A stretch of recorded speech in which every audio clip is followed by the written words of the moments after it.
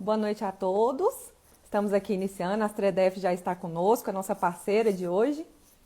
Lúcia Bittar, boa noite. Aninha Moraes, Adriana Coelho, boa noite, pessoal. Doutora Regina, que também já está conosco. Marcela e Paula, boa noite.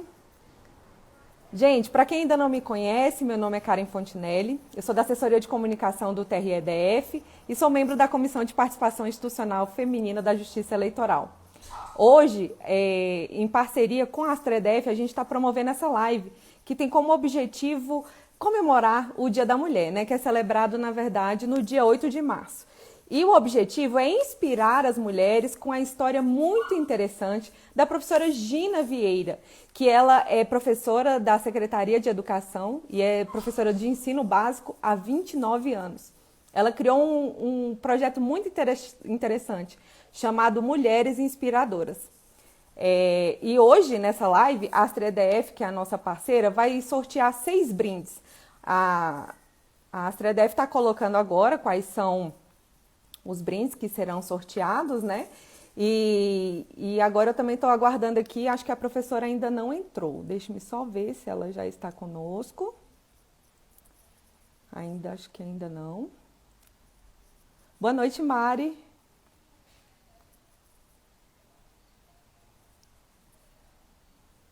Então, antes dela entrar aqui, eu quero fazer uma breve síntese do currículo da nossa entrevistada de hoje.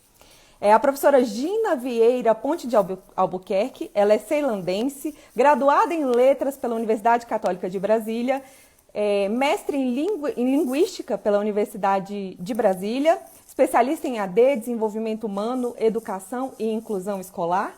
E, além disso, é autora do projeto Mulheres Inspiradoras, que já foi agraciado com 13 prêmios, entre eles o primeiro prêmio de Educação em Direitos Humanos. Agora eu peço só um tempo para vocês para esperar a professora entrar aqui. Boa noite, Adriana. Deixa-me ver se eu consigo já adicionar a professora. Deixa-me ver se ela já está por aqui. Acredito que ainda não. Então, eu só peço para vocês alguns instantes para a professora entrar conosco. Oi, Mari, boa noite.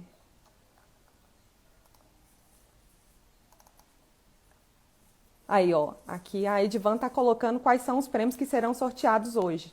A professora Gina já está conosco, entrou.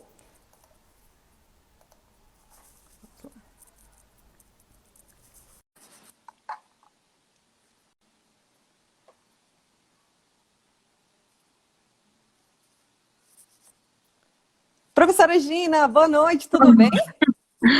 Boa noite, Karen. Melhor agora, estando aqui com vocês. Ai, que alegria. É muita honra de receber uma mulher, né, que é tão inspiradora como o próprio projeto dela já coloca, que é esse projeto que transformou a vida e tem transformado, né, a vida de milhares de estudantes aqui do Distrito Federal. Professora, eu gostaria de iniciar, né, dando um espaço para a senhora cumprimentar a sua audiência, falar um pouco sobre a senhora para a nossa audiência, que eu acabei de resumir o seu currículo. Ah, legal. Então, Karen, eu quero dar as boas-vindas a todo mundo. Boa noite, o Rafael que acabou de entrar aí.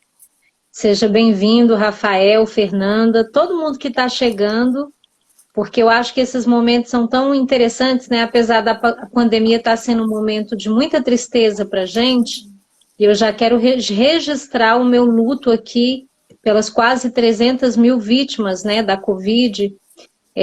A gente também tem que olhar para o que esses desafios trazem de possibilidade. Essa possibilidade da gente estar aqui conversando.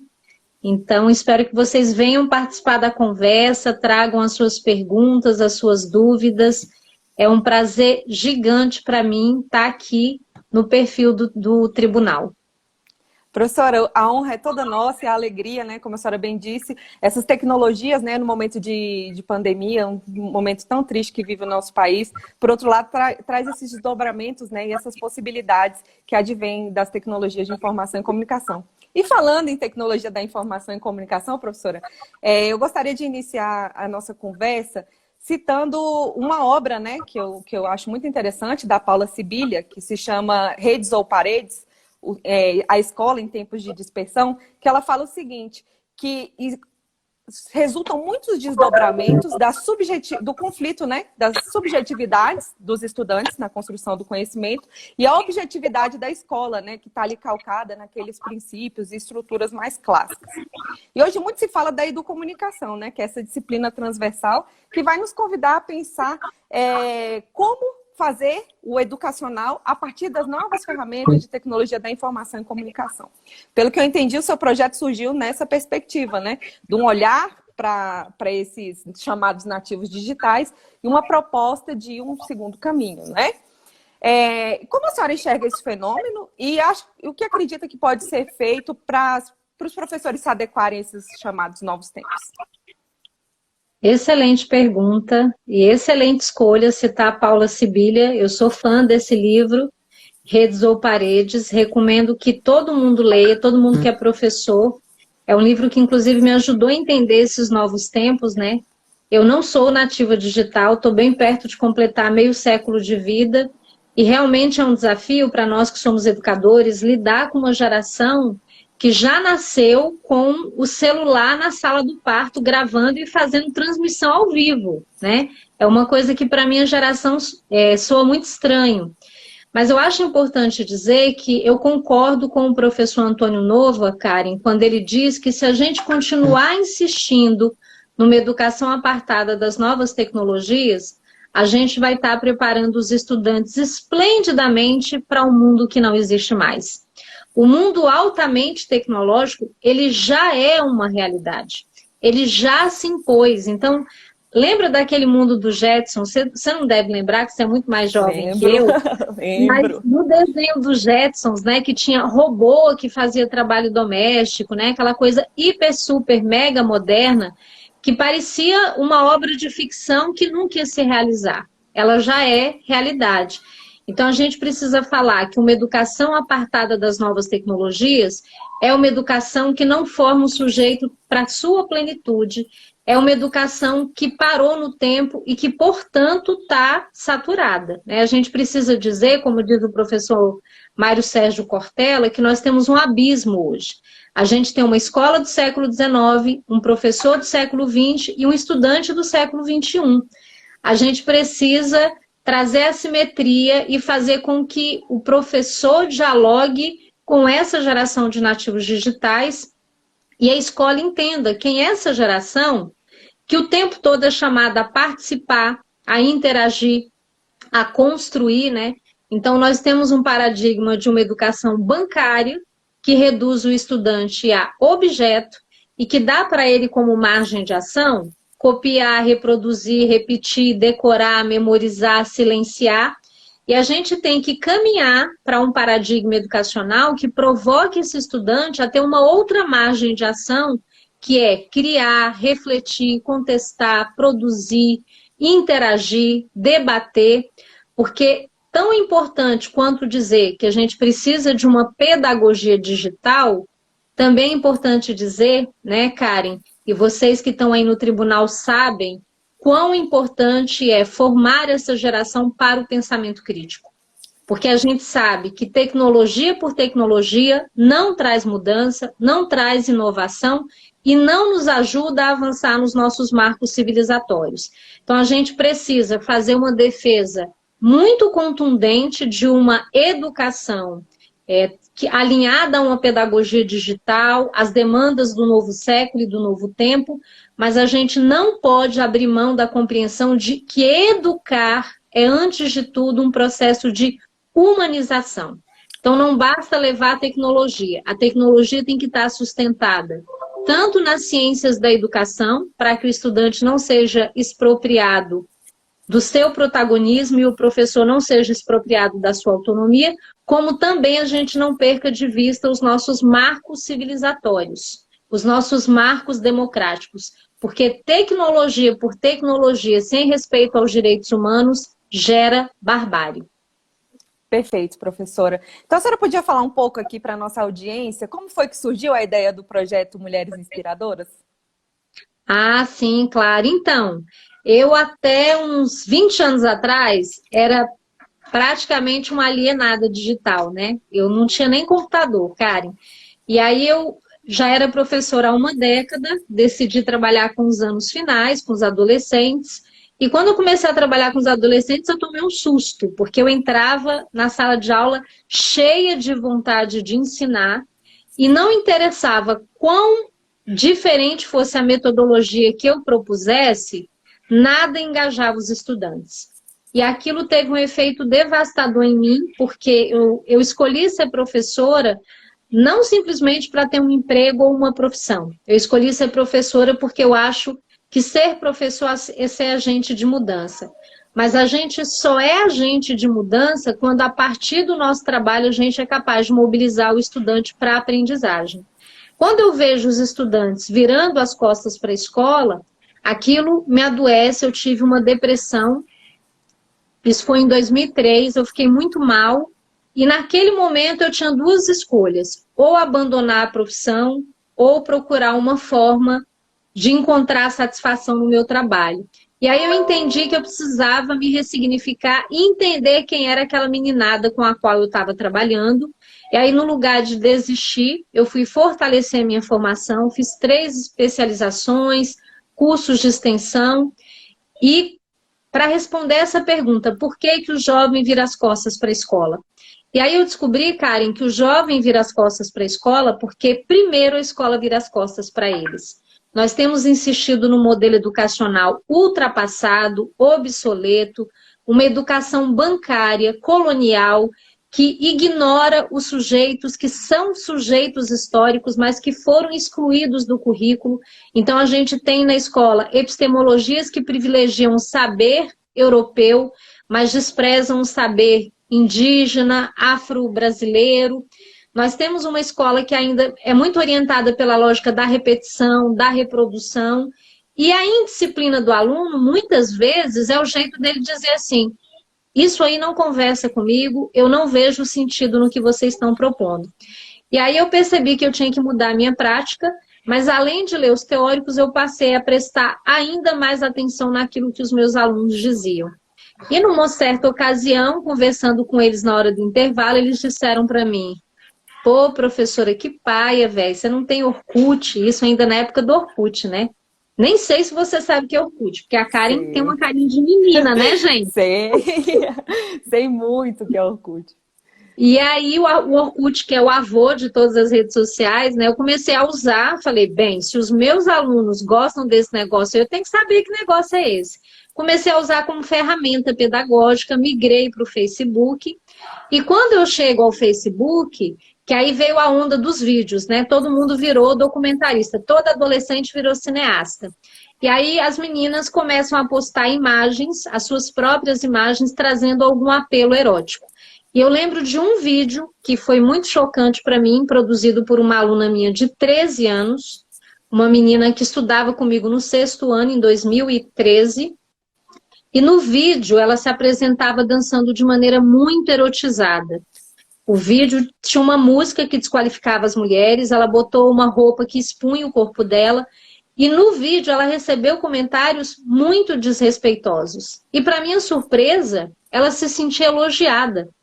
Ela passou a postar mais vídeos ainda. E aí eu fui refletir sobre o comportamento daquela menina, me dei conta de que ela, assim como eu, assim como você, somos sujeitos sociohistóricos, e a gente tende a fazer aquilo que a cultura nos ensinou a fazer. E a cultura ensina a nós mulheres, desde que a gente é bem pequenininha, a cultura ensina a gente a colocar o nosso foco na beleza, na estética, no padrão. A cultura coloca em destaque referências femininas sempre orientadas por essa lógica da objetificação sexual. Eu fui buscar, por exemplo, as minhas referências de infância e cheguei lá na Gretchen, na Chacretes, na Tiazinha, Feiticeira, Loira e Morena do Tchan. Até as paquitas que apresentavam um programa infantil, elas tinham um apelo erótico, né, pela roupa que elas usavam. Então aquela menina de 13 anos estava fazendo aquilo que a cultura ensinou para ela fazer. A cultura ensina para nós mulheres a colocarmos toda a nossa energia, a nossa atenção na estética, na beleza, para que um homem olhe para nós e nos escolha para casar. Não que não possamos casar, eu sou casado. O problema é quando a cultura diz que eu só sirvo para isso, eu só sirvo para casar ou eu só sirvo para ter filho. Porque isso significa desumanizar as mulheres, reduzi-las a uma função e limitar suas perspectivas. E para as meninas das periferias, como eu que nasci na periferia, isso é uma tragédia, porque muitas vezes nós já estamos inseridas em ciclos de pobreza que se repetem há gerações, e aí essa menina não acredita que ela pode sonhar em estudar, em ter uma profissão, autonomia financeira, e ela fica achando que vai achar um boy, um cara que vai bancá-la. E que pode até bancar por um tempo, mas há um custo muito alto. Essa menina vai ter que se submeter a uma relação abusiva.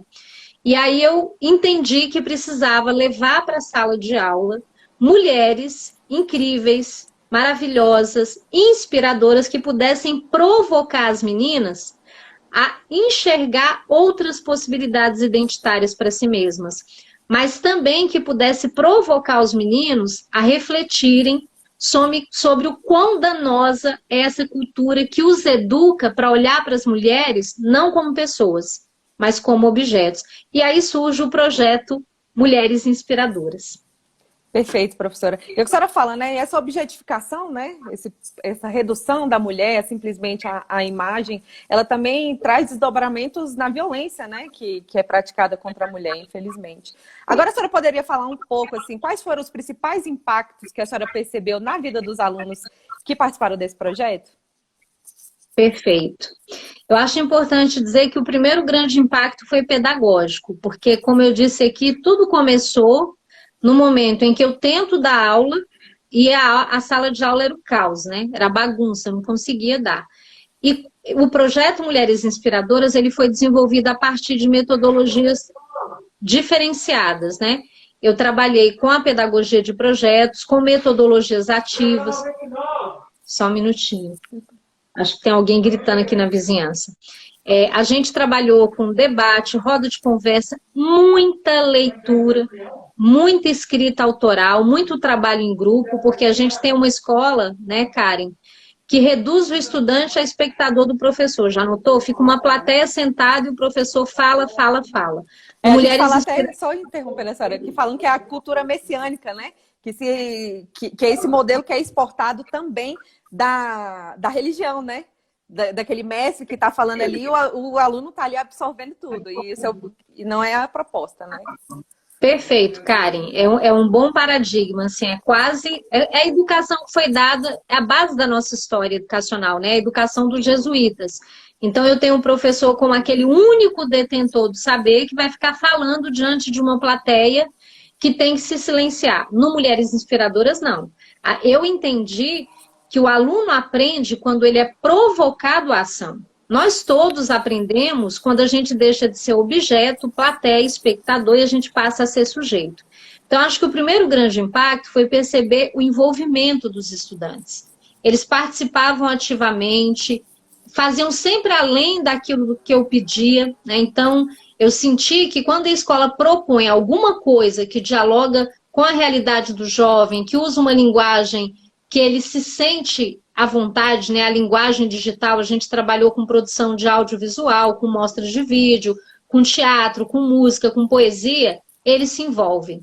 Então, o primeiro ganho foi em relação às aprendizagens. Inclusive, no ano seguinte, quando saiu o resultado do IDEB da escola, o IDEB subiu. E quem fez a prova Brasil naquele ano do IDEB, foram justamente as 5 turmas que participaram do projeto. Além do ganho pedagógico, teve o ganho para a vida, da transformação da cultura, né? Porque as ações do projeto foram as seguintes. A gente propôs que eles lessem 6 obras escritas por mulheres, incluindo escritoras negras, que normalmente são alijadas do cânone literário. Então, eles leram Carolina Maria de Jesus, que é uma das grandes escritoras brasileiras, que estudou só até a 2ª série primária, mas teve a sua obra publicada para mais de 13 idiomas diferentes. Ela é campeã aliás, recebeu recentemente o título de doutora honoris causa pelo FRJ.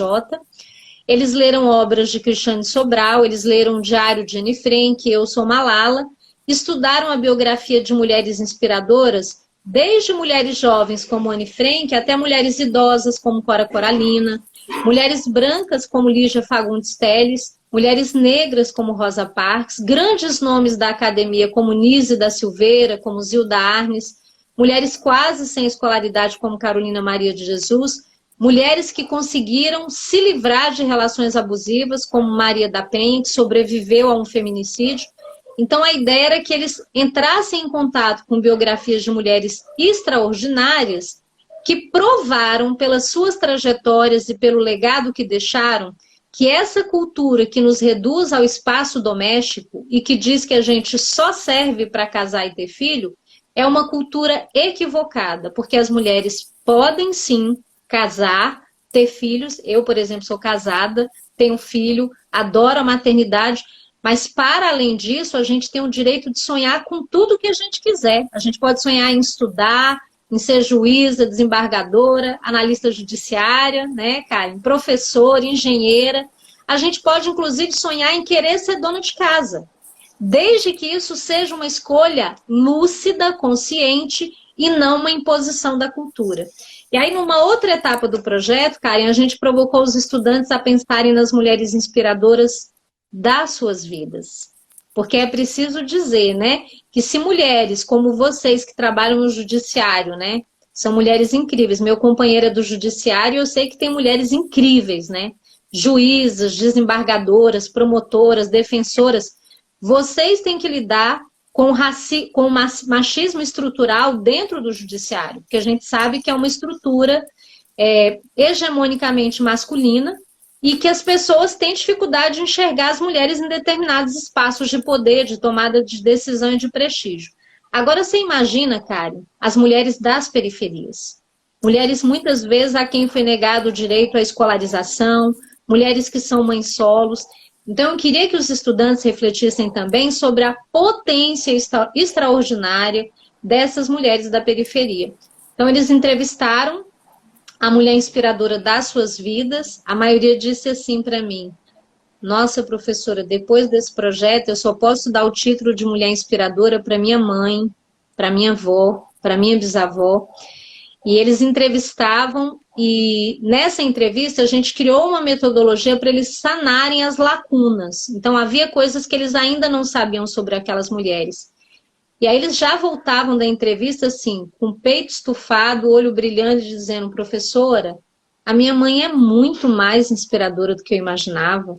Eu descobri, professora, que ela foi obrigada a sair da escola para trabalhar como quebradeira de coco no Maranhão, para ajudar no sustento da família, e que ela veio para Brasília tentar a vida aqui. Hoje ela tem o próprio negócio, ela é empresária.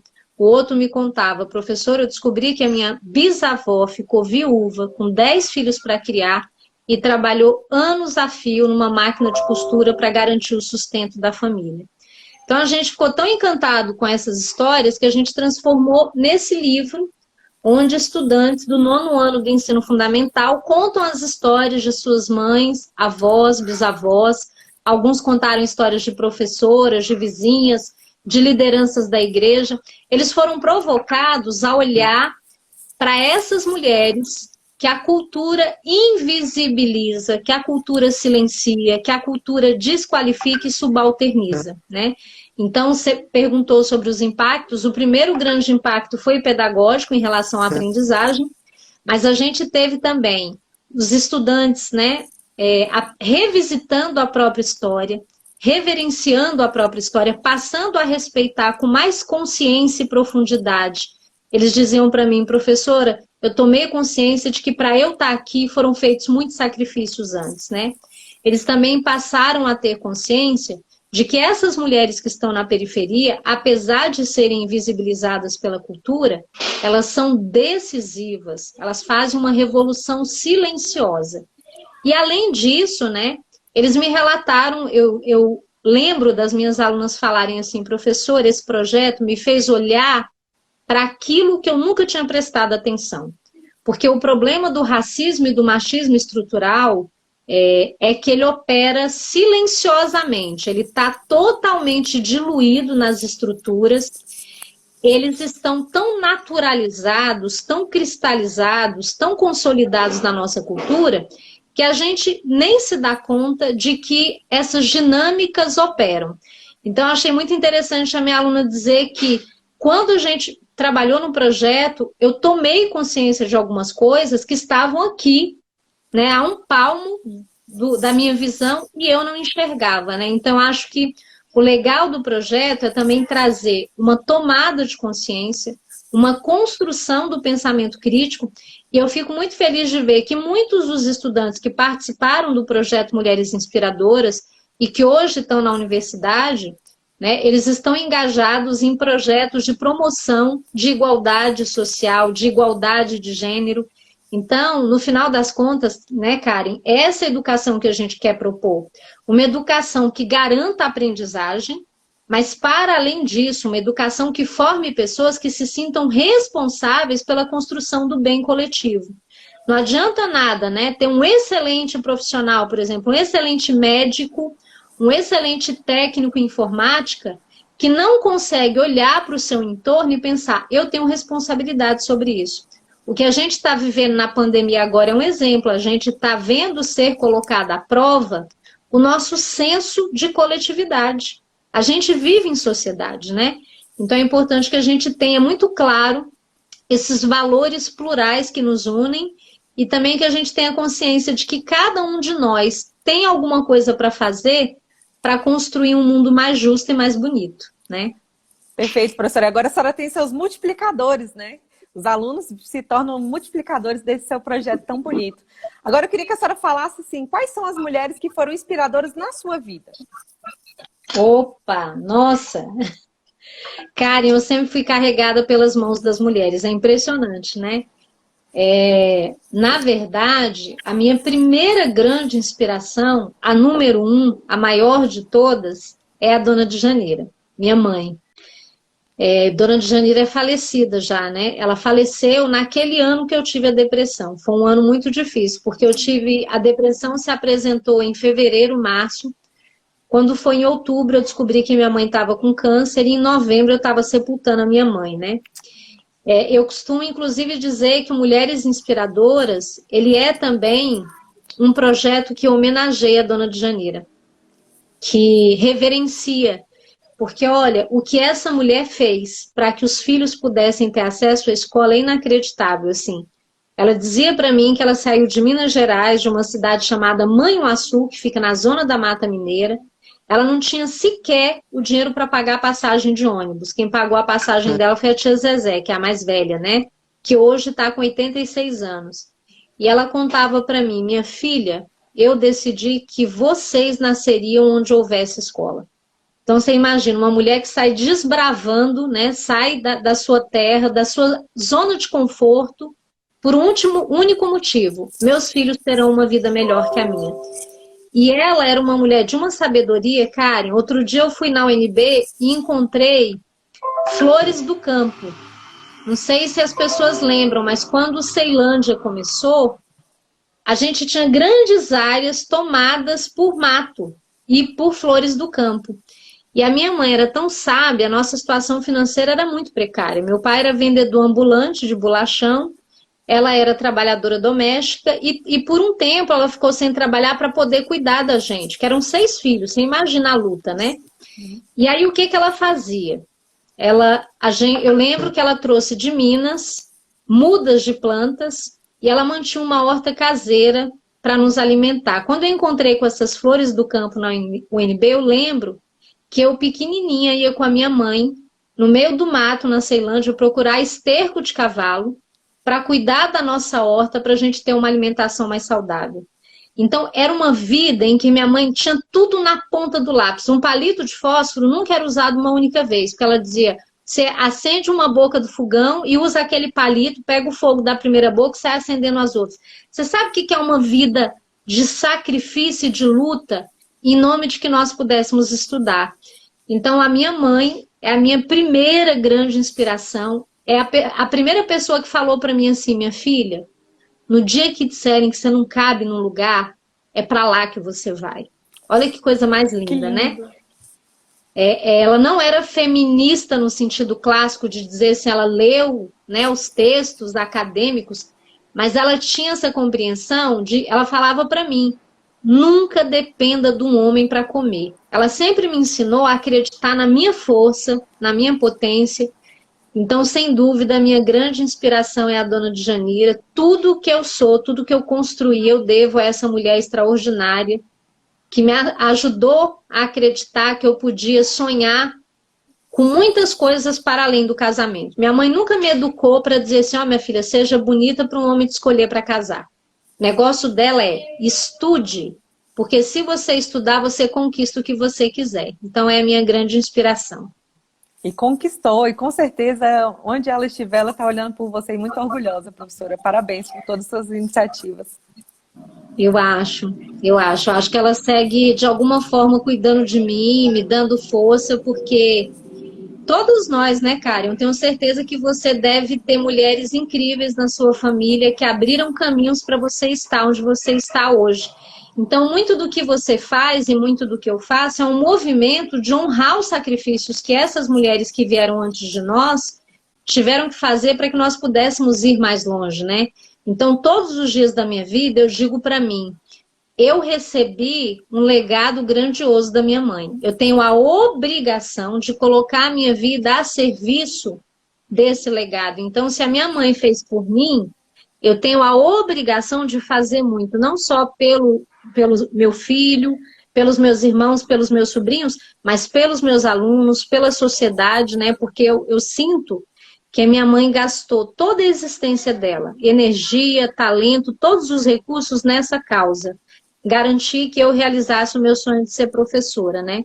Então eu tenho que olhar para essa experiência e essa responsabilidade de ser professora com muita reverência e com muito respeito, com certeza. Com certeza. A senhora estava falando que a sua mãe, ela não era uma feminista no sentido de ler clássicos ou debater, mas ela era uma feminista nos costumes, né, nos hábitos e no que ela pregava, né, para a sua vida, assim. E falando sobre a questão do feminismo, né, a gente vê que os estudos trazem recorrentemente essa dificuldade que a mulher tem para ela se fazer, ela não só se inserir em alguns espaços, como a senhora falou, o judiciário, majoritariamente,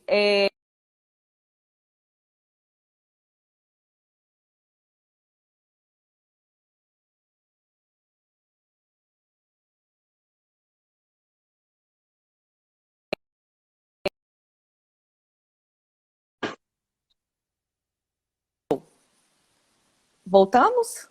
Peraí. Eu estava congelada para você, cara?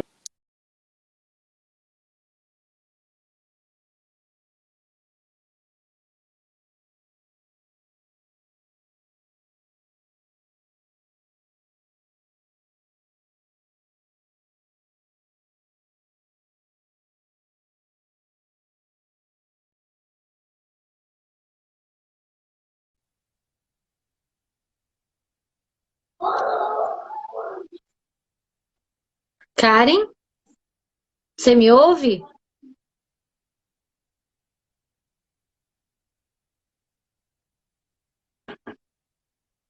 Oi? Acho que eu vou sair e entrar de novo. Oi, Karen. Oi, professora, tinha caído, perdão. Acontece, né? Tecnologia tem esses perrengues, tá tudo certo. Aí o que eu fiz? Eu salvei a live anterior, já coloquei no nosso feed e a gente continua daqui a nossa conversa, né? Maravilha. Perfeito. Então, professora, o que eu estava dizendo é o seguinte, que a senhora estava falando, né, da importância da sua mãe, né, de promover esse feminismo, mesmo que não seja um feminismo calcado numa literatura mais clássica, mas é um feminismo nos costumes de reafirmação da mulher, enfim, da sua inserção nos mais diversos espaços. E aí a senhora falou a questão também do judiciário, né? Que é um espaço ainda muito predominantemente masculino, embora as estatísticas mostrem que a mulher, em quantidade, ela é quantitativamente mais numerosa, né? Mas os cargos, as posições principais são ocupadas majoritariamente por homens, né? E aí, no feminismo, quando a gente recorre à literatura do feminismo, diz o seguinte, que a mulher ela tem uma dificuldade não só de entrar nesses espaços, né? Mas de se fazer também ser respeitada nesses espaços. E eu queria que a senhora falasse um pouco da sua experiência, né? Quais foram os seus principais desafios e as discriminações que a senhora sofreu na sua trajetória por ser mulher? Perfeito. Eu queria aproveitar essa sua pergunta genial, Karen, para falar sobre essa questão do feminismo, né? A gente está num momento histórico em que o feminismo, ao mesmo tempo em que ele entrou na sua quarta onda com muita força, né? E eu acho que tem muito a ver com as redes sociais terem permitido a democratização do debate sobre isso, mais pessoas acessaram. Por outro lado, a gente vê hoje um ataque ao feminismo, uma tentativa de desqualificar o movimento, uma tentativa de dizer que é um movimento contra a família. E eu acho que a gente precisa dizer que é mesmo um movimento contra a família que mata as mulheres. Porque no Brasil, a violência contra a mulher é tão naturalizada, né? Eu lembro que eu li uma dissertação de mestrado sobre agressores, e tem um trecho da dissertação que relata uma audiência de um agressor com a juíza, e o agressor olha para a juíza e diz assim: a senhora está dizendo que eu não posso bater na minha mulher, então a senhora está dizendo que eu não posso ser homem. Porque é isso, nós temos uma cultura tão violenta em relação às mulheres e tão misógina, que educa os homens para acreditarem que ser homem é embrutecer consigo mesmo, é embrutecer com o mundo e afirmar sua superioridade em relação às mulheres a partir da força. Então, é importante as pessoas entenderem que quando a gente está falando de feminismo, a gente não está falando de femismo. Femismo é a defesa de uma suposta superioridade das mulheres. Feminismo é outra coisa. Feminismo é um movimento social que reivindica o direito das mulheres serem reconhecidas como pessoas. Porque dentro da nossa cultura, as mulheres não são vistas como pessoas, elas são vistas como coisas. Elas são vistas como objetos das quais os homens podem se dispor porque foram contrariados, porque elas quiseram romper com uma relação abusiva.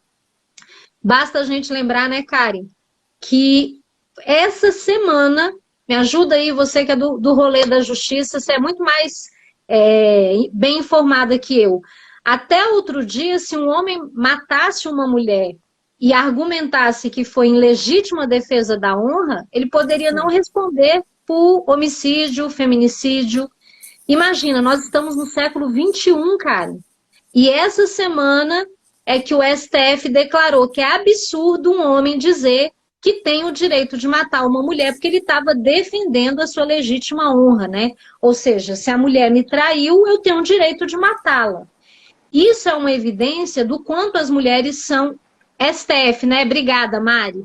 Ó, como o pessoal tá atento aí, tô gostando de ver, estão acompanhando. Então, primeiro a gente tem que dizer isso. Feminismo é a defesa dos direitos das mulheres sendo enxergadas dentro da cultura como pessoas, né?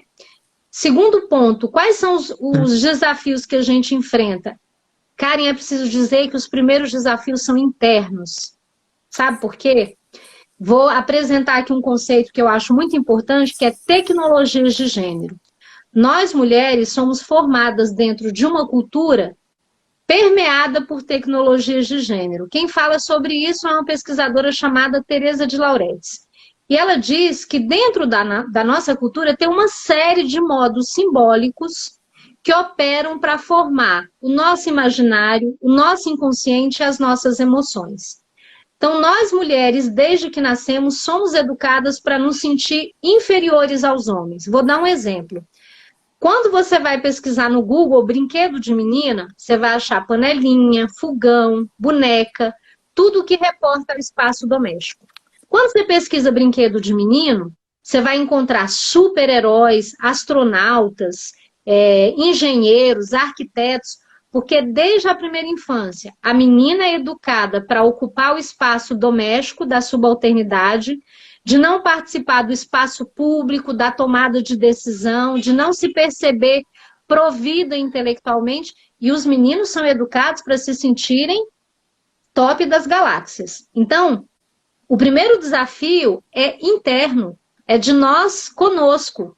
Eu, mulher, entender que eu posso ocupar os espaços que eu quiser.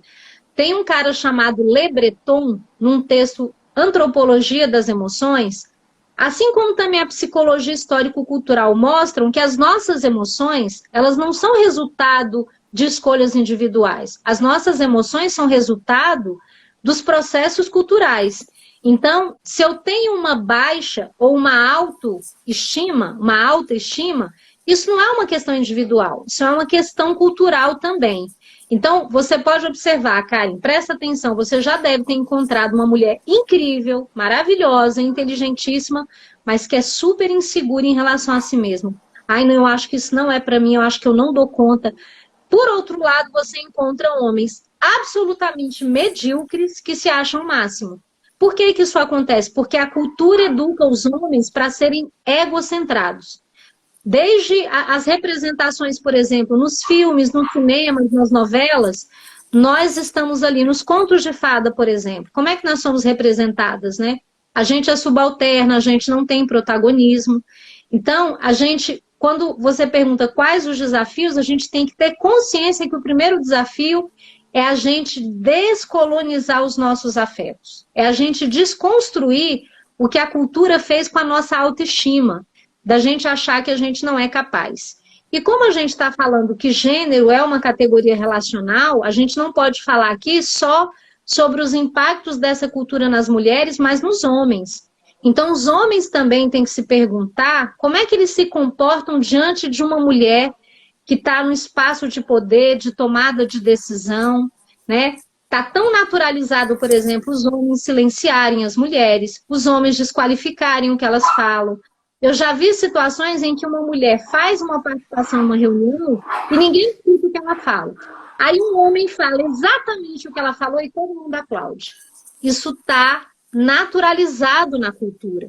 Se a gente não reconhecer que todos nós, Karen, homens, mulheres, pessoas brancas, pessoas negras, todos nós fomos colonizados, formados dentro de uma cultura patriarcal, machista, misógina, sexista, racista. A gente tem que ter consciência disso, pensar o nosso lugar na cultura para a gente vencer esses desafios.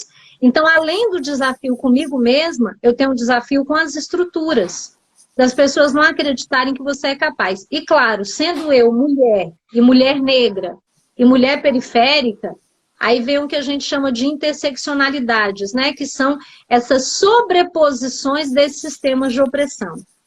Eu não consigo nem te dizer quais foram os tamanhos, qual foi o tamanho dos meus desafios. Foram gigantescos e continuam sendo gigantescos, né? Mas como dizia a minha mãe, Dona de Janira, ela falava para mim, minha filha, você provavelmente vai ser vítima do racismo, mas você não pode permitir que ele seja maior do que você, né? Então, ter consciência das violências que a gente sofre nos ajuda a entender que não é uma questão individual. Então, cada vez que uma mulher se sente insegura sobre alguma coisa, ela tem que pensar, peraí, isso aí é a cultura que está dizendo que eu não posso, mas eu posso e eu vou.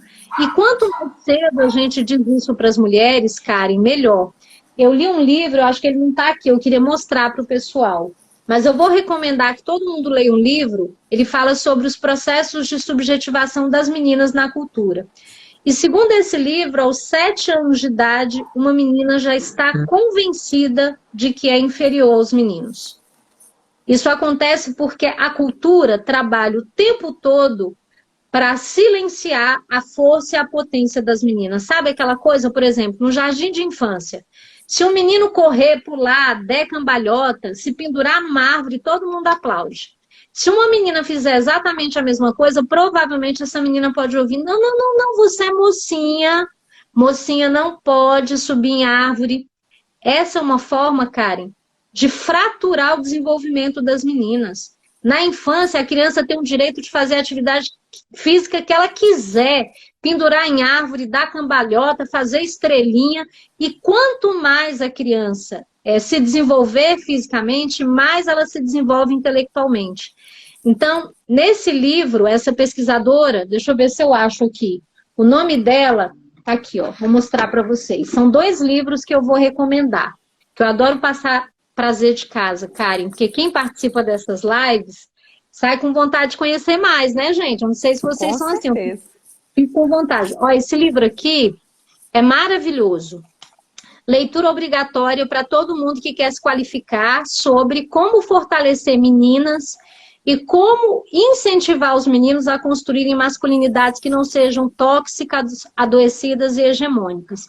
O nome do livro é Educar para a Submissão, o descondicionamento da mulher. É da escritora, psicóloga Helena Giannini Bellotti. Ela fez uma pesquisa em escolas e creches de educação básica e a gente fica chocado sobre como essas tecnologias de gênero atuam o tempo todo em cima das meninas para que elas se silenciem, para que elas não aprendam a erguer a sua voz, para que elas sejam frágeis ou para que elas aprendam a ganhar o que elas querem, não na argumentação, mas na sedução. É uma tragédia isso, né? As meninas, nós mulheres somos ensinadas desde cedo a usar o corpo e a beleza para conseguir o que a gente quer. Isso é horrível, isso é sexismo puro, né? Então a gente precisa educar as meninas para elas acreditarem na sua força, na sua inteligência, na sua potência, no seu protagonismo. Inclusive a Chimamanda, que é outra maravilhosa, ela tem um livro Como Educar Crianças Feministas, ela faz um alerta. Essa educação que ensina para as meninas a se silenciarem é a educação perfeita para preparar essas meninas para serem vítimas de pedófilos. Porque a cultura ensina as meninas a se silenciarem tanto que quando elas têm os seus corpos invadidos, quando elas sofrem violência, elas foram tão educadas a dizer sim, a serem boazinhas, a serem dóceis, a querer agradar, a querer cuidar de todo mundo e negligenciar a si mesma, que quando ela se vê numa situação de abuso, essa menina tem dificuldade de reconhecer que aquilo é uma violência. Mais ainda, ela tem dificuldade de reagir àquela violência. Então, falar de uma educação antissexista é falar de uma educação que vai ajudar essas meninas a vencerem esses desafios sobre os quais a gente está conversando aqui, né? Desafios internos nossos e desafios estruturais, né? Desafios de estar dentro de uma estrutura em que você tem um mundo todo feito pelos homens e para os homens. Um mundo que ignora a nossa especificidade como mulher. Perfeito, professora. É o seguinte, o Dia Internacional, né, ele suscita esse debate do que ainda pode ser feito para ampliar essa participação feminina. Muito se foi conquistado pela luta feminista, não estamos aqui para questionar isso, mas na sua avaliação, qual é a resposta, né, para essa pergunta de $1 milhão da nossa live de hoje? Por que temos ainda tanto que lutar? Uau, excelente pergunta, Karen. A gente ainda tem muito que lutar, porque, como eu disse, os nossos problemas são estruturais e eles são antigos. Então, eu vou dar um exemplo aqui. Primeiro, é preciso falar que no Brasil é impossível falar de machismo sem falar de racismo. Eles andam lado a lado. Se a gente parar para pensar, o Brasil foi um país que, por quase 400 anos, traficou, explorou, torturou e matou pessoas negras da forma mais covarde, perversa, vil que a gente imaginar. Isso significa, Karen, que nós deixamos de ser um país escravocrata há apenas 130 anos. É muito recente, né? O regime patriarcal também tem praticamente o tempo de existência do Brasil, né? Desde que o Brasil é Brasil, ele é um país patriarcal. Ele foi dominado por colonizadores europeus que trouxeram para o Brasil essa lógica da subalternização das mulheres. Então, o primeiro grande problema é que, como eu disse, isso está enraizado, incrustado nas nossas estruturas. As nossas instituições são racistas e machistas, né? Se a gente parar para pensar, o judiciário é predominantemente branco. E aí alguém fala assim, não, mas é porque os brancos têm mais competência, né? Eles estudam, eles passam no concurso. Mas a gente tem que pensar sobre isso numa dimensão histórica. O Brasil foi um país que criou leis para proibir pessoas negras de frequentarem a escola. O Brasil foi um país que criou leis que proibia pessoas negras de terem acesso à terra, mas que oferecia grandes extensões, grandes hectares de terra para brancos que migrassem para cá. O Brasil sempre criou cotas para pessoas brancas. O que estruturou o Brasil foi um sistema chamado racismo estrutural, que funciona a partir dessa perspectiva: tirar direitos de um para garantir privilégios de outros. É um processo tão violento, Karen, que quando o Brasil estava minimamente estruturado como nação, quando ele tinha as suas riquezas, o que que ele faz? Todas essas riquezas que o Brasil construiu foram construídas às custas da exploração de pessoas negras. Quando lá por volta de 1800, né, depois de mais de 300 anos de exploração, ele tem patrimônio, ele tem riqueza, ele tem um idioma, o que que ele faz? Ele declara o fim da escravidão, mas ele não cria nenhuma política de inclusão social dessas pessoas negras, e mais do que isso, ele cria leis para interditar os direitos das pessoas, como eu falei. Lei que proibia a pessoa negra de ir para a escola, lei que que permitia que uma pessoa negra que estivesse andando na rua fosse presa. Então, o grande desafio, e por que a gente ainda tem que lutar tanto? Porque a gente nunca teve a coragem necessária para discutir os nossos problemas históricos com a profundidade que a gente precisa discutir. Então, pensando nessa perspectiva de gênero e raça, a gente tem que dizer, por exemplo, que para as mulheres brancas poderem ir para o mercado de trabalho, quem ocupou o lugar delas fazendo o trabalho doméstico foram as mulheres negras, que foram historicamente excluídas. Karen, esse é um país que já teve fazendas de estupro. O Brasil, durante muito tempo, ele mantinha fazendas em que mulheres negras eram estupradas, violentadas para gerar outras crianças que seriam exploradas, e o Brasil nunca criou uma política para reparar esses danos. Então, se a gente olhar hoje, os dados do IBGE mostram que as maiores vítimas de violência doméstica são as mulheres negras. As mulheres que vivem em situação de abandono, que exercem a maternidade sozinha, que têm que conciliar trabalho com cuidar dos filhos, com cuidar do trabalho doméstico, mulheres negras. Então, por que nós ainda temos tanto para o que lutar? Porque nós ainda temos um Estado que abandona as pessoas que foram historicamente excluídas. A pandemia, né, escancarou ainda mais as nossas desigualdades sociais. Então, é impossível a gente falar sobre o direito de mulheres sem a gente falar, por exemplo, Karen, sobre creches, políticas. A gente hoje está vivendo um momento de retrocesso gigantesco, porque nós temos uma liderança na pasta que define para onde irão os recursos, né, em relação à agenda de direitos das mulheres. A gente tem uma pessoa que representa uma pauta tradicional e conservadora, que acha que o lugar das mulheres é realmente em casa, fazendo a comidinha para o marido. Mas é uma pessoa, uma mulher branca em situação de privilégio social, que não consegue enxergar a especificidade das mulheres negras. Então, a gente precisa falar sobre políticas públicas que garantam mudanças estruturais. E aí eu tenho que dar um recado para as mulheres que estão nessa live, inclusive para a Karen, tá, Karen? Precisamos de mulheres qualificadas, não basta ser mulher, tá, gente? Nós estamos vendo aí que não basta ter mulher na política, porque, infelizmente, nós temos mulheres na política que estão aliançadas com o patriarcado. Elas estão ocupando um cargo estratégico não para provocar mudança na vida das mulheres, mas para endossar a estrutura machista. Então, a gente precisa de mulheres como a Karen, as outras que estão aqui assistindo essa live, para a gente levar mais diversidade para a política e para os cargos de liderança.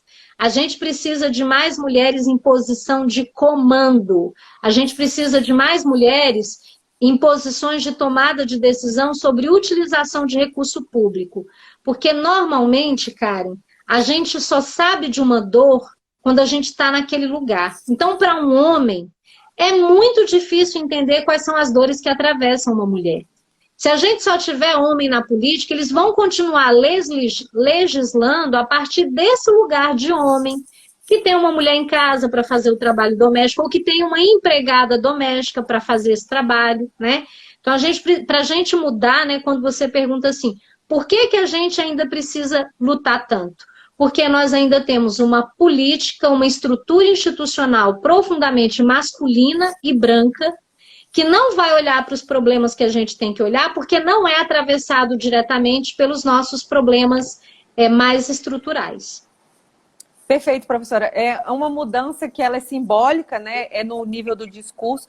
E é por isso que eu sou apaixonada pelo trabalho que o CNJ tem desenvolvido. Eu não sei se a senhora sabe, mas agora os tribunais, essa iniciativa, como a nossa live de hoje, ela decorre dessas instruções, né, que o CNJ passa para os tribunais, e ele pede que sejam criadas comissões dentro dos órgãos que discutam a questão da acessibilidade, a questão da inclusão, a questão da participação feminina, enfim, uma série de iniciativas que estão sendo tomadas por todos os tribunais do país. E eu espero que projetos como esse da senhora sejam multiplicadores, né? E que as mulheres sempre se sintam convidadas a participar desses espaços de poder. Agora nós vamos abrir para as perguntas. Eu vou começar com a pergunta que estava na live anterior, da Kátia, que ela pergunta o seguinte: como foi a recepção dos seus colegas de trabalho em relação aos projetos? A senhora enfrentou alguma dificuldade em relação a eles? Enfrentei, Karen. É importante falar a verdade, né? Porque senão as pessoas ficam achando que fazer projeto que aborda a questão racial e de gênero é fácil. E não é fácil porque é um movimento contra-hegemônico. Quando a gente fala de hegemonia, a gente está falando disso, né? Quem é que está aí dominando o rolê há séculos? Homens brancos. Aí você faz um projeto pedagógico que provoca os estudantes a conhecerem histórias de mulheres negras. Só de propor história de mulheres, pra você ter uma ideia, eu lembro de um aluno meu que falou assim: ô professora, por que mulheres inspiradoras? Por que eu tenho que estudar mulheres inspiradoras, né? E eu achei muito legal essa pergunta dele, porque eu pude dizer para ele: olha, abre aí o seu livro de história. Vê quantas mulheres estão aí representadas no seu livro participando do registro da história da humanidade.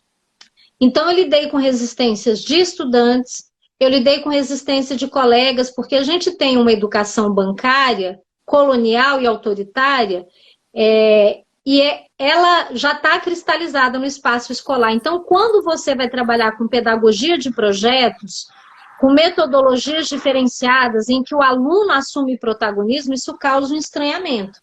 Então, às vezes, as pessoas passavam na porta da minha sala e estava aquele debate, roda de conversa, e normalmente, no imaginário coletivo, sala de aula boa é aquela que você passa na porta da sala e você escuta o mosquito ouvindo, né? O mosquito voando. O problema é que uma sala de aula onde o aluno não fala é uma sala de aula onde o aluno não aprende, né? Então, eu lembro que algumas pessoas falavam: olha lá, na aula da Gino, é só bagunça.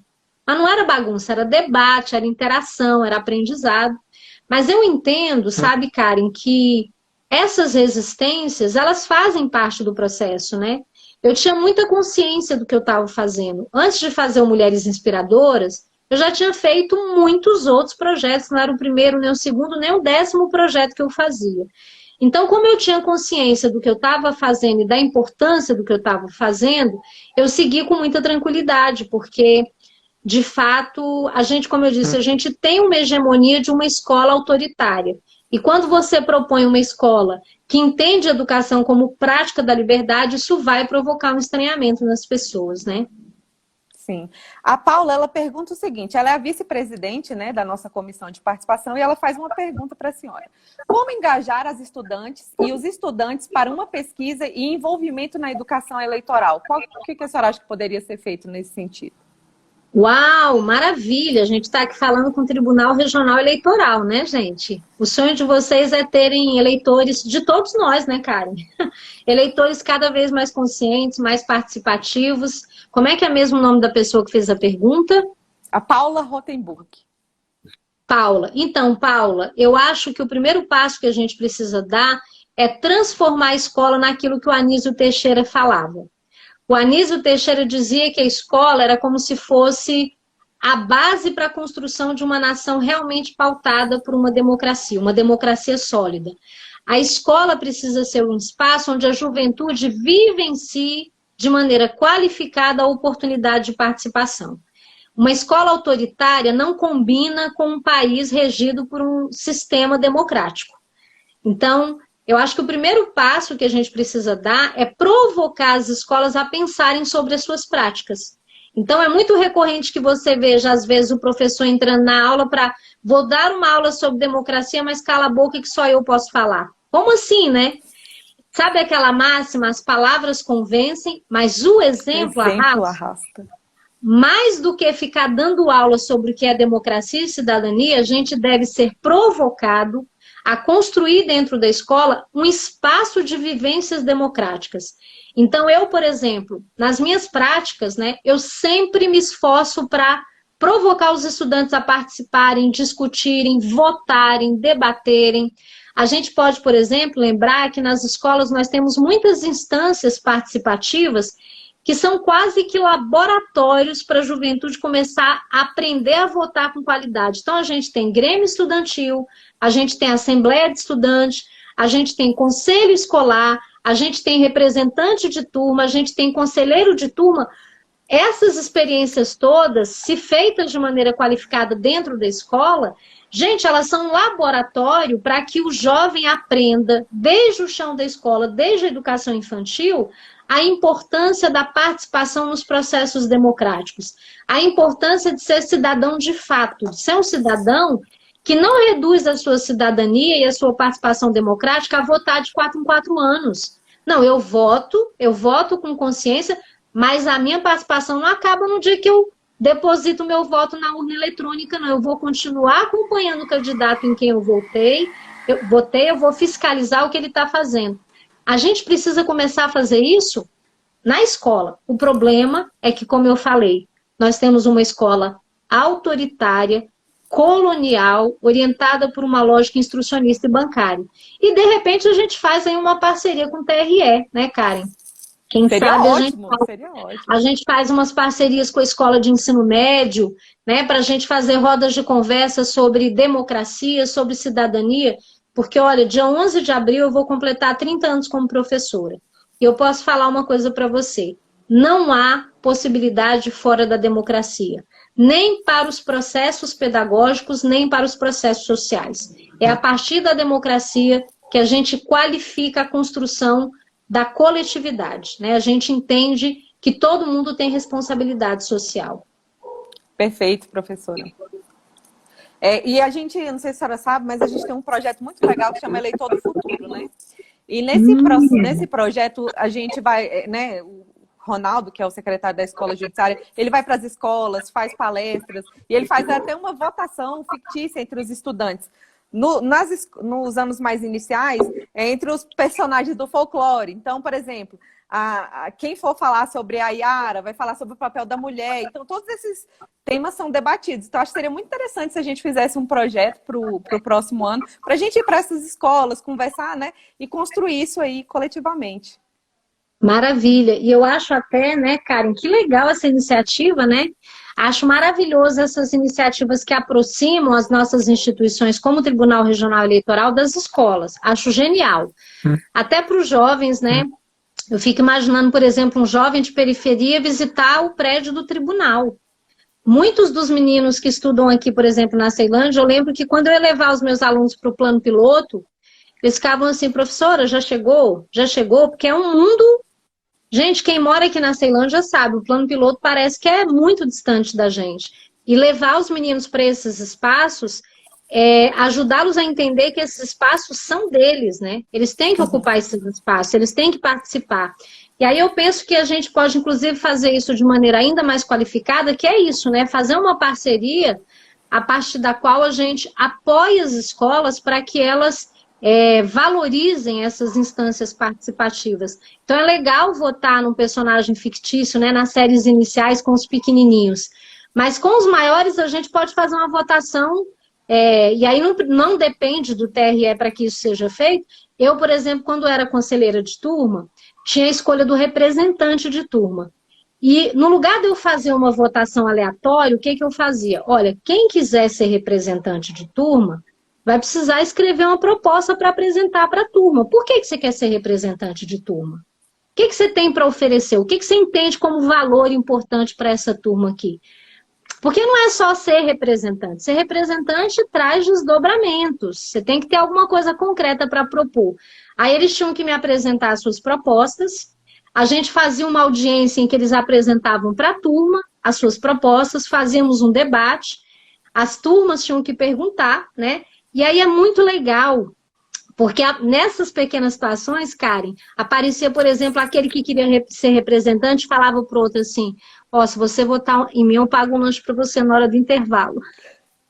Já estava vendendo voto, comprando Já voto, estava né? vendendo voto. E eu acho muito interessante que essas situações apareçam, porque é isso mesmo, a gente está numa cultura muito marcada por essa lógica patrimonialista, ou essa lógica em que as pessoas acham que para obter alguma vantagem é natural que eu venda o meu voto. E era ótimo quando surgiam essas situações, porque me dava a oportunidade de discutir com eles sobre isso, né? Então, não raro, um entregava o outro e falava assim, ó, professor, o fulano tá dando bala aí para os meninos votarem nele como representante de turma. Aí eu falava, sério? Então, vamos conversar sobre isso. O que vocês acham disso? Vocês acham que isso é legal?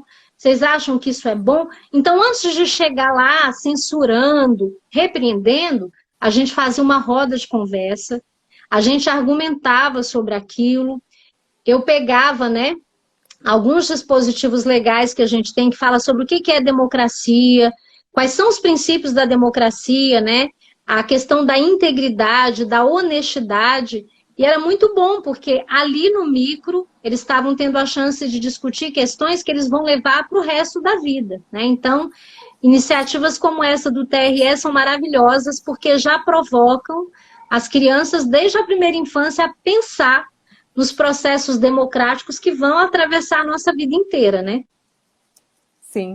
Professora, nós infelizmente estamos já encaminhando para o final, mas eu quero fazer uma última pergunta, que foi enviada por uma assessora de imprensa muito especial. Ela trabalha hoje na Abratel, que é a Amanda Salviano, e ela faz a seguinte pergunta. Como a senhora trabalha a educação midiática com os jovens? A dificuldade de acesso à internet e aos meios digitais ainda é grande. Excelente pergunta, concordo com ela. A gente tem uma produção de um processo de exclusão digital que está atrelado a um processo de exclusão social, né, Karen? A gente tem que dizer que a internet ainda é uma coisa muito cara. Internet de boa qualidade, com velocidade, se a gente parar para pensar, corresponde quase a 1/3 do salário mínimo. Então, a maioria das pessoas não tem acesso. E eu acho que a gente tem que lembrar que direitos, eles não são estanques, né? Eles devem acompanhar o movimento da humanidade. Então, se hoje ter acesso à internet é um direito importante para eu acessar outros bens, então, por exemplo, para eu acessar o auxílio emergencial, eu tinha que ter condições de baixar um aplicativo. Aqui, por exemplo, a gente teve um caso de uma lan house que se ofereceu para ajudar as pessoas que não tinham acesso a recursos digitais, e o cara roubou o auxílio emergencial dessas pessoas. Então, acho que o primeiro ponto é dizer que o Estado precisa se responsabilizar pela garantia do acesso digital para as pessoas, porque essa se tornou uma questão prioritária, sobretudo na pandemia. Em relação aos alunos, hoje eu não estou trabalhando com educação básica, hoje eu sou formadora, desde o ano passado eu me tornei formadora de professores, né? O projeto Mulheres Inspiradoras hoje é uma política pública no Distrito Federal, ele está presente em 50 escolas. Então, hoje eu formo professores e professoras para criarem os seus projetos, e esses projetos precisam necessariamente ter compromisso com a promoção da mudança social. Mas quando eu trabalhava com os meus alunos da educação básica, inclusive nós organizamos a primeira mostra, em 2015, nós organizamos a primeira mostra sobre o uso consciente, ético e seguro das redes sociais. A gente precisa conversar com a meninada sobre responsabilidade digital, a gente precisa conversar sobre fake news, a gente precisa formar essa meninada, as novas gerações, para a construção do pensamento crítico. E aí, quando você se depara com um jovem que não tem acesso digital, isso não quer dizer que a escola não possa dar esse acesso. E aí, trazendo para a questão da pandemia, que eu não sei se é exatamente isso que ela quis dizer, No caso daqueles alunos que não têm acesso digital, a escola precisa criar formas de chegar a esse estudante. Então, basicamente é isso. Se o jovem tem acesso digital, eu vou trabalhar para que ele possa aprender por esses meios de maneira qualificada, não só entregando o conteúdo, né, de maneira a reproduzir a educação bancária, mas qualificando esses processos pedagógicos nesse contexto. Se o estudante não tem acesso digital, primeiro a escola precisa reportar à Coordenação Regional de Ensino, à Secretaria de Educação, ao Ministério Público, porque a escola não dá conta de tudo sozinha. A escola é o primeiro ente do Estado que fica sabendo quando uma criança está sendo privada dos seus direitos, quando ela está sofrendo alguma violação. É papel da escola reportar às autoridades, mas a escola não dá conta de tudo sozinha, né? Verdade, perfeito, professora. Foi uma honra imensa recebê-la aqui nessa noite para falar sobre assuntos tão importantes, tão relevantes. Dizer que é uma honra para mim, enquanto jornalista, enquanto mulher, entrevistar uma mulher que gera impacto na vida de tantos alunos, né? E que seu caminho seja sempre muito abençoado, que você sempre inspire outras mulheres, não só mulheres, homens também, para repensarem, né, o espaço que a mulher ocupa, a importância da mulher. Enfim, eu só tenho a agradecer pela noite de hoje e queria também aqui deixar um abraço para aquela mulher que foi a maior inspiradora da minha vida, que tá aqui online, que é a minha mãe, que sempre se dedicou irrestritamente a fazer tudo o que podia e que não podia pela minha educação. Assim, como a sua mãe e a sua inspiração, a minha grande inspiração também queria dizer que é a minha mãe. E é um orgulho imenso ser filha dela. Ai, que lindo. Como é que ela chama? Kátia Pacheco, ela está aqui com a gente online. Kátia, querida, um beijo, parabéns por ter formado essa moça super competente, super qualificada, engajada, que coisa boa, deve estar tanto orgulho, né, para uma mãe ver a filha tão bem encaminhada, né, Karen, que legal. Obrigada. Eu que agradeço por esse convite, eu sou uma admiradora do trabalho do TRE, inclusive sou mesária voluntária desde que a cédula era de papel, gente. Contei muita cédula de papel. Acompanho de perto o trabalho do TRE. Eu acho que vocês têm um papel decisivo, fundamental, né, no fortalecimento da democracia. Me sinto muitíssimo honrada de estar aqui no perfil do TRE do DF e estou disponível para todas as outras oportunidades que surgirem para a gente continuar nesse debate, nesse diálogo, porque eu sei que tanto o TRE como nós aqui da educação, a gente quer mais trabalhar para que haja um mundo mais justo, mais bonito, um mundo em que nenhuma menina e nenhuma mulher sejam violadas, porque um mundo melhor para meninas e mulheres, no final das contas, é um mundo melhor para todos nós, né?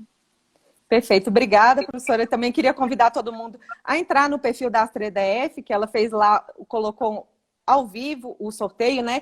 E quando a gente encerrar aqui, também eu vou fazer um post falando quais foram as ganhadoras, tá ok? Ela já colocou aqui nos comentários, mas eu também vou colocar nos nossos stories. Obrigada a todos, boa noite, professora. Mais uma vez, obrigada. Boa noite. Me sigam lá, gente, professora Gina Vieira. Professora Gina Vieira. Vamos seguir a professora. Vamos continuar aprendendo com a senhora. E vamos falar da nossa parceria, hein? Para a gente fazer com a Escola Judiciária e ampliar esses projetos aqui junto a... Super quero. Me chama que eu vou, Karen, com o maior prazer. Vai ser uma honra. A presidente já disse aqui da comissão que quer fazer o projeto. Então, já está tudo encaminhado para a gente fazer isso. Oba! Um abraço, legal. professora. Tchau. Boa noite. Boa noite.